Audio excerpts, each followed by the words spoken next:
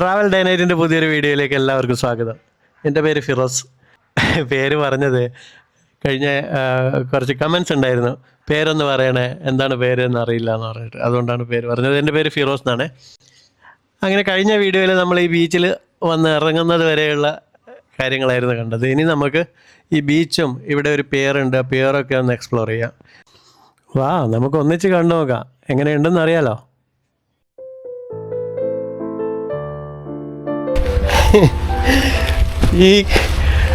ഈ റോക്കറിയുടെ മുകളിലൂടെ നടക്കുമ്പോൾ വളരെ ശ്രദ്ധിക്കണം.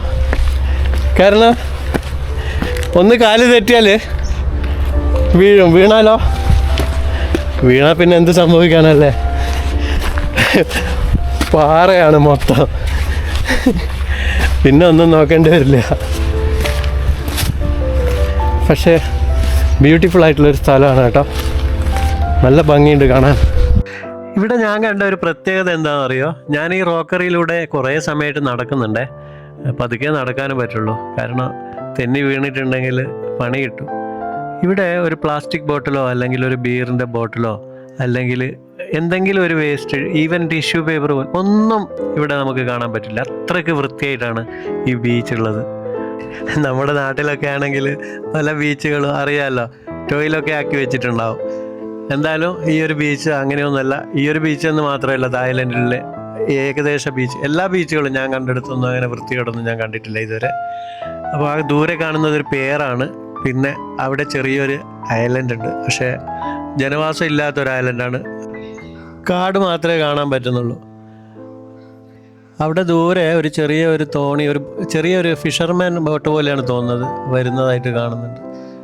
ഇത് കണ്ടോ, എന്ത് ഭംഗിയാണല്ലേ. ഇതിൻ്റെ ഭംഗിയൊന്നും ഞാൻ പറയുന്നില്ല, നിങ്ങൾ എന്നെ കണ്ടു നോക്കാം. ഈ കടൽ പാലത്തിൻ്റെ മേലെ കുറച്ച് നേരം അങ്ങോട്ട് നടന്നു നോക്കാം. അവിടെ ഒരു ബോട്ട് വന്നിട്ടുണ്ട്, ഫിഷർമാൻ ആണോ എന്ന് സംശയമുണ്ട്, നോക്കാം. മീൻ കിട്ടുകയാണെങ്കിൽ കുറച്ച് വാങ്ങിക്കൊണ്ടോ, അവിടെ നമ്മൾ റിസോർട്ടിൽ കൊണ്ടുകൊടുത്തു കഴിഞ്ഞാൽ അവരുണ്ടാക്കി തരും. നല്ല ചൂടുണ്ട് കേട്ടോ, നന്നായിട്ട് വേർക്കുന്നുണ്ട്. പിന്നെ വെള്ളമൊക്കെ ഞാൻ നന്നായിട്ട് കരുതിയിട്ടുണ്ട്. അവിടുന്ന് ഐസ്ക്രീമും ജ്യൂസൊക്കെ കുടിച്ചിരുന്നു.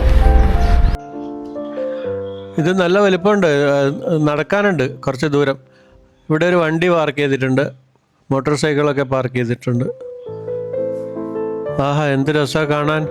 അവിടെയൊക്കെ ചെറിയ ചെറിയ ഐലൻഡുകളുണ്ട് കേട്ടോ. അതിലൊന്നും ആൾക്കാർ താമസിക്കുന്ന ഐലൻഡല്ല.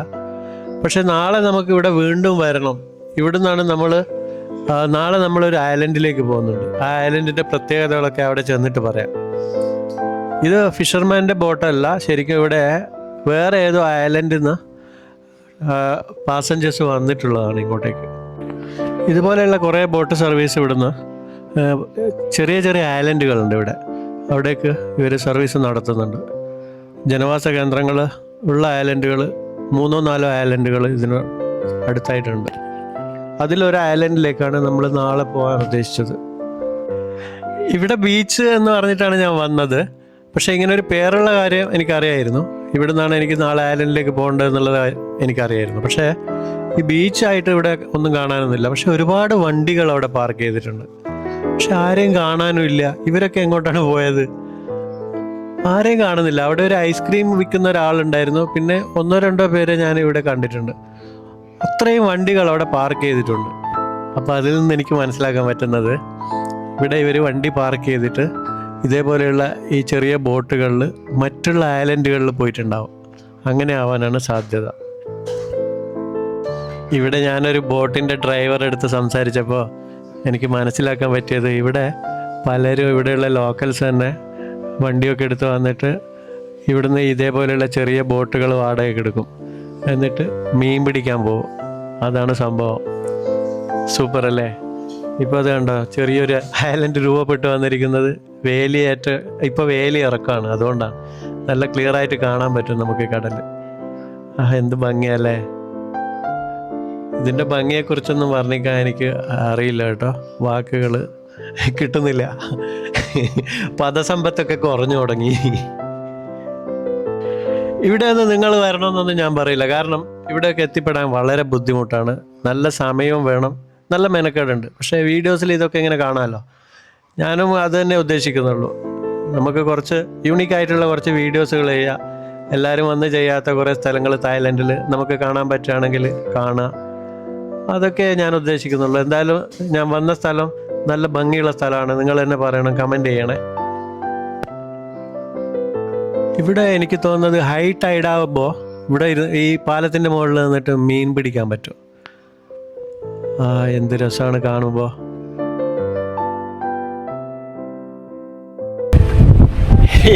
ഇവിടെയൊക്കെ വരുമ്പോൾ ഇതേപോലെ എൻ്റെ കയ്യിലുള്ള ബാഗില്ല, അതേപോലെ ഒരു ബാഗിൽ കുറച്ച് ഫുഡും ഡ്രിങ്ക്സും ജ്യൂസും അങ്ങനെയുള്ള സാധനങ്ങളും വെള്ളമൊക്കെ കരുതിയിട്ട് വേണം വരാൻ, അല്ലെങ്കിൽ പെട്ടോ ഇവിടെ ഒന്നുമില്ല.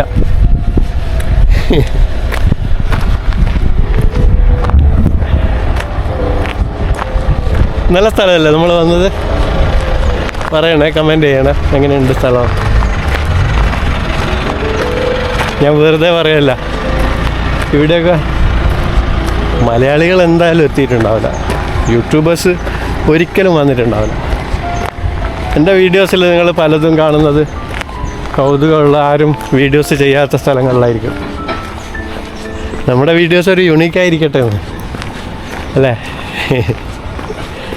നല്ല കഷ്ടപ്പാടുണ്ട് കേട്ടോ. നല്ല വെയിൽ കൊണ്ടിട്ടാണ് ഞാൻ നടക്കുന്നത്. ഇത് കണ്ടോ, ഇതൊക്കെ മീൻ പിടിക്കാൻ പോകുന്ന ബോട്ടുകളാണ്. ഇതൊക്കെ രാത്രി മീൻ പിടിക്കാൻ പോകും. പിന്നെ മീൻ പിടിച്ച് പുലർച്ചെ വന്നതിന് ശേഷം ഇപ്പോൾ ലോ ടൈഡ് ആയതുകൊണ്ട് വെള്ളം ഇറങ്ങിപ്പോയിരിക്കുകയല്ലേ. ഇനിയിപ്പോൾ വൈകുന്നേരം ആകുമ്പോൾ ഹൈ ടൈഡ് ആവും. അപ്പോൾ വീണ്ടും ഈ ബോട്ട് കടലിലേക്ക് ഇറങ്ങും. എന്താ ഭംഗി! കണ്ടൽ കാടുകളോ അതിൻ്റെ നേരെ പിന്നിലായിട്ട് ഒരു ചെറിയ കുന്നും. ഇവിടെ കൊക്കുകൾ ഭക്ഷണം തേടി നടക്കുന്നുണ്ട്. ലോ ടൈഡായത് കാരണം ചെറിയ ചെറിയ കുഞ്ഞു കുഞ്ഞു മീനുകൾ ഉണ്ടാവുമല്ലോ. എനിക്ക് ആ കണ്ടൽക്കാട് ഭയങ്കരമായിട്ട് ഇഷ്ടമായി. നല്ല ഭംഗിയുണ്ട് കാണാൻ. ഇതൊക്കെ നാച്ചുറലായിട്ട് ഉണ്ടായി വന്നതല്ല കേട്ടോ. ഇത് കണ്ടോ, ഇതൊക്കെ ഇവർ ഇവിടെ വെച്ച് പിടിപ്പിച്ചിരിക്കുകയാണ്. അതിൻ്റെ അകലവും കാര്യങ്ങളൊക്കെ കാണുമ്പോൾ തന്നെ മനസ്സിലാവും. പക്ഷേ ഇത് ഇനി കാടായി വരുമ്പോൾ സൂപ്പറായിരിക്കും. ഇതിലെ ഈ പാലത്തിൻ്റെ മുകളിലൂടെ ഇങ്ങനെ നടക്കുമ്പോൾ എന്തോ ഒരു ഭംഗി എന്ന് പറഞ്ഞു കഴിഞ്ഞാൽ എങ്ങനെയാണ് അതിപ്പോൾ പറഞ്ഞറിയിക്കേണ്ടത്. പക്ഷെ ചൂടുണ്ട് കേട്ടോ, കുറച്ച് ചൂടൊക്കെ സഹിക്കണം നമ്മൾ യാത്ര ചെയ്യുമ്പോൾ. പക്ഷേ ഭംഗി ഒരു ഒന്നൊന്നര ഭംഗി ആസ്വദിച്ചുകൊണ്ട് ഇങ്ങനെ നടക്കാം. നിങ്ങൾക്കും ഇവിടെയൊക്കെ വരാം. ഇതേപോലെ ഞാൻ കഷ്ടപ്പെടുന്ന പോലെ കഷ്ടപ്പെടാതെ നടന്നിട്ട്. അവിടെ ഒരു ടൂറിസ്റ്റ് ഇൻഫർമേഷൻ സെൻ്റർ ഉണ്ട്, ഞാൻ അവിടേക്ക് പോവാണ് നടന്നിട്ട്.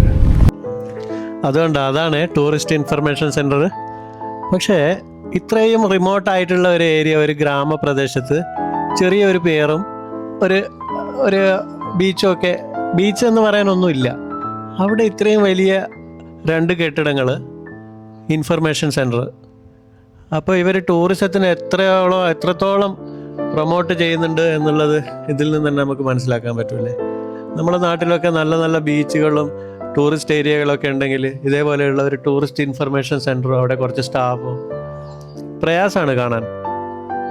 എല്ലാ സൗകര്യങ്ങളും ഉണ്ട് കേട്ടോ ഇവിടെ. നല്ല സൂപ്പർ ടോയ്ലറ്റ് സൗകര്യങ്ങളൊക്കെ ഉണ്ട്, കുളിക്കാം. ഇവിടെ ഒരു ചെറിയ പാലം കണ്ടോ, ഈ പാലം കടന്ന് അപ്പുറത്തേക്ക് പോവുകയാണെങ്കിൽ നല്ല കാടാണ്, അങ്ങോട്ടേക്ക് പോകാൻ പറ്റില്ല. അങ്ങനെ കാറ്റിനോടും കാടിനോടും ഒന്നും മിണ്ടാതെ ഞാൻ മെയിൻ റോഡിൽ വന്നപ്പോൾ ഇവിടെ ഒരു മുസ്ലിം ഫാമിലി, ഒരു ഷോപ്പ്, ഇവിടെ ഒരുപാട് ഫുഡ് ഐറ്റംസ് ഒക്കെ വിൽക്കാൻ വെച്ചിട്ടുണ്ട്. ഇത് റംസാൻ സ്പെഷ്യലായിട്ട് ഇവർ ഓപ്പൺ ചെയ്തതാണെന്ന് മനസ്സിലാക്കാൻ പറ്റുന്നു. അവിടെ ഒരു അമ്മയും മകനൊക്കെ ഇരിക്കുന്നുണ്ട്, അതിൻ്റെ പിന്നിലൊക്കെ ആയിട്ട് പലരും ഇരിക്കുന്നുണ്ട്. അവരുടെ വീട് ബാക്കിലാണ്, അത് അവിടെ കാണാം. അപ്പോൾ ഇവിടെ നിന്ന് എനിക്ക് എന്തെങ്കിലും ഒരു ട്രാൻസ്പോർട്ടേഷൻ നിർബന്ധമാണ്. എനിക്ക് ഹോട്ടലിലേക്ക് പോകണമല്ലോ.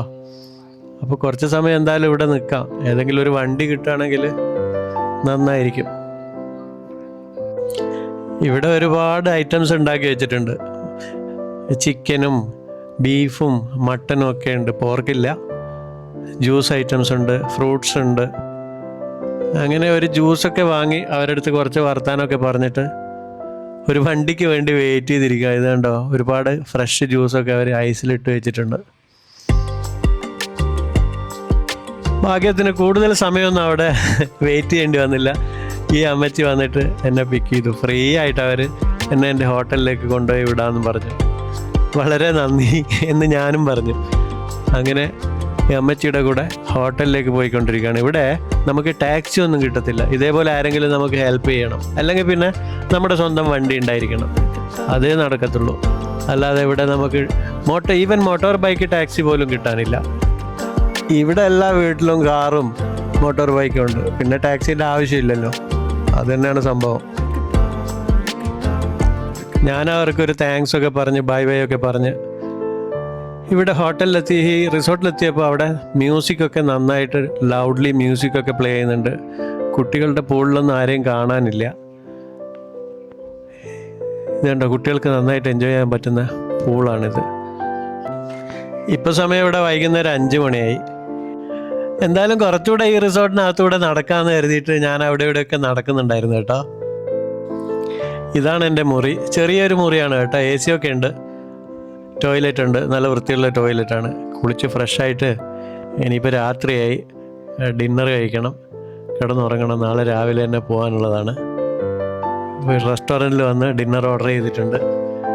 വീഡിയോ കണ്ട എല്ലാവർക്കും നന്ദി, നമസ്കാരം.